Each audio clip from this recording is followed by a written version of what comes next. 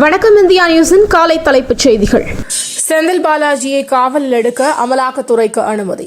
சென்னை முதன்மை அமர்வு நீதிமன்றம் உத்தரவு. பள்ளி மாணவர்களுக்கான உபகரணங்கள் இன்னும் வழங்கப்படவில்லை. பாஜக மாநில தலைவர் அண்ணாமலை குற்றச்சாட்டு. பட்டியலின பாதுகாவலர் என வாய்ஜாலம் காட்டுகிறது திமுக. இபிஎஸ் விமர்சனம். விவசாயிகள் அறுவடை முடித்து என்எல்சி கையகப்படுத்திய நிலங்களை ஒப்படைக்க வேண்டும். சென்னை உயர்நீதிமன்றம் உத்தரவு.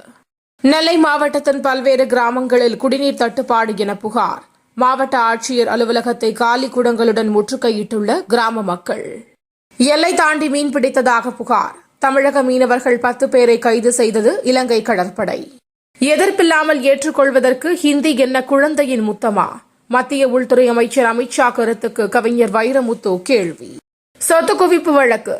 முன்னாள் அமைச்சர் விஜயபாஸ்கர் நேரில் ஆஜராக நீதிமன்றம் சம்மன். ஆடை சுதந்திரம் அனைவருக்கும் உண்டு, ஆனால் எல்லை தாண்ட வேண்டாம். குஷ்பு பேட்டி.